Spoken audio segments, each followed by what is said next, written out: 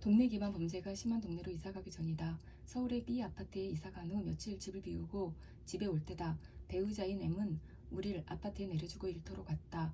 복도에서 마주친 이웃 아기 엄마가 나에게 화를 내며 말했다. 우리 집에서 하루 종일 공사 소리가 났다고. 문을 두드리자 키 큰 여자가 문을 열어주었고 화장실 공사 중이라고 했다는 거다. 아기가 잠을 자는 시간이니 공사 좀 멈춰주면 안 되냐고 묻자 집안에서 어떤 남자가 쌍욕을 하면서 자기 보고 꺼지라고 말을 했다는 거다.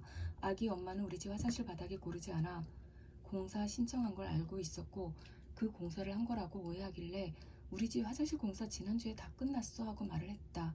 입주 후 신청했던 그 공사 했던 거 아니냐고 거듭 묻길래 그거 지난주에 다 끝났고 우리 가족은 지방의 땡땡집에 갔다가 지금 온 거라고 거듭 말했다.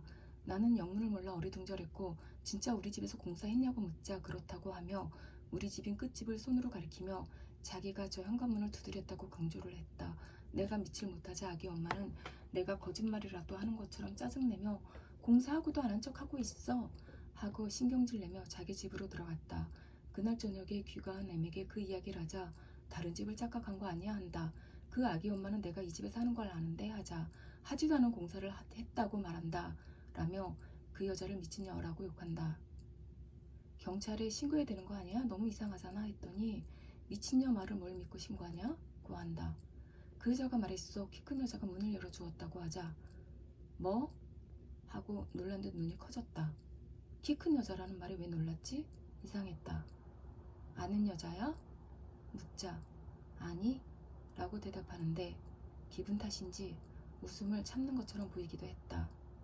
M은 배고프다며 빨리 밥 달라며 재촉하며 자리에서 일어났고 이야기가 끝났다. 그때 신고해야 됐다. M의 말을 듣는 게 아니었다. 결혼 후 나는 M에게 가스라이팅을 당하고 있었다. 그의 말을 듣지 않으면 뒤끝이 안 좋았다. 그 집에 집문서가 없어진 일도 있다. 집문서는 다행히 1년 정도 후에 집에서 다시 발견되었다. 물건은 자질구레하게 집을 비울 때마다 한두 개씩 없어졌다. 자기 집에 집문서가 없어지고 자기도 모르게 집주인이 바뀌어 금전 손실을 크게 입은 적이 있다는 지향성 에너지 무기 피해자의 글을 최근에 읽고 오싹했다.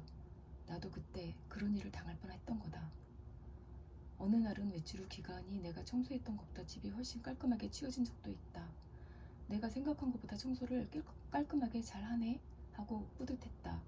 그런데 바닥은 깨끗하지만 식탁이나 싱크대 등에서 공사 후 떨어지는 먼지가 손으로 만져지는 거다. 실내 공사를 한 적이 없는데 왜 이런 먼지가 있지? 의아했다.